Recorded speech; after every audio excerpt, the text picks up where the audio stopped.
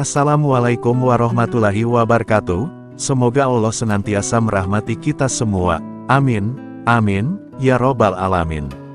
Kali ini akan dibacakan karomah Hadratus Syekh Kiai Haji Hasyim Asy'ari, pendiri Nahdlatul Ulama, salah satunya seperti Umar bin Khattab. Kisah yang akan dibacakan berikut ini diambil dari bondowosonetwork.com. Berikut kisahnya. Kiai Haji Muhammad Hasyim Asy'ari lahir pada tanggal 10 April tahun 1875 24 Zulqa'dah 1287 Hijriah. Wafat tanggal 25 Juli tahun 1947. Dimakamkan di Tebu Ireng, Jombang. Beliau adalah pendiri Nahdlatul Ulama NU, organisasi Islam terbesar di Indonesia. Mbah Hasyim adalah putra ketiga dari 11 bersaudara. Ayahnya bernama Kiai Asy'ari, pendiri pesantren keras yang ada di Jombang. Dan ibunya bernama Halimah. Mbah Hasyim keturunan ke-8 dari Jaka Tingkir, Sultan Pajang. Keluarga Mbah Hasyim merupakan keturunan Kiai. Kakeknya, pemimpin pesantren Gedang sebelah utara Jombang.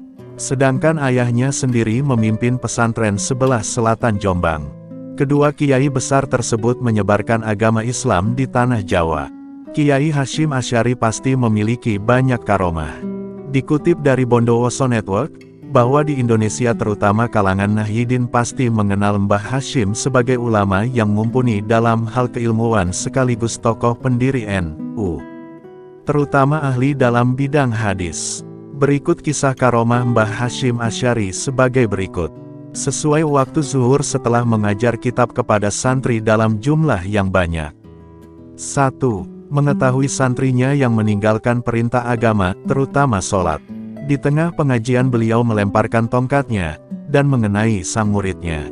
Beliau bersikap apatis, dan tidak mau menghiraukan tongkatnya yang mengenai muridnya. Santrinya tetap menahan diri terhadap sakitnya, demi menjaga moralitasnya terhadap gurunya. Sejenak murid tersebut, teringat dia belum sholat zuhur. Kejadian seperti ini tidak terjadi sekali, namun sudah pernah dilakukan oleh kiai karena muridnya meninggalkan perintah agama. 2. Dapat mengetahui isi kejadian dan isi hati seseorang dikarenakan keteguhan hati yang bersih, dan ketulusan hatinya dalam bertirakat kepada Allah. Sehingga Kiai Haji Hasyim Asy'ari dapat mengetahui isi hati seseorang. Dikisahkan, pada saat terjadi perang melawan penjajah Nusantara, pada saat terjadi perang kemerdekaan, semua orang yang terjadi ke penjajah, mereka semua dikumpulkan di pondok pesantren Tebu Ireng. Mereka semua diberikan air minum, sambil dikasih doa, Ya Allah ya Hafiz, Ya Allah ya Muhid, Fansurna alal kaumil kafirin. Mereka diberi tantangan yang tidak boleh dilanggar oleh Mbah Hasyim Asy'ari. Jika dilanggar pasti akan terkena tembakan. 3. Dapat mengetahui kejadian di tempat lain, meskipun tempat tersebut jauh. Hal ini sama dengan kemampuan yang diberikan oleh Allah Subhanahu wa Ta'ala kepada sahabat Nabi, yaitu Umar bin Khattab. Ketika itu Umar mengetahui apa yang terjadi di peperangan dan memberi perintah kepada pasukannya di atas mimbar.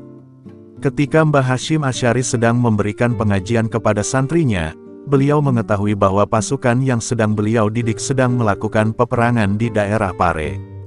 Yang daerah tersebut jauhnya kira-kira 30 km dari area pondok.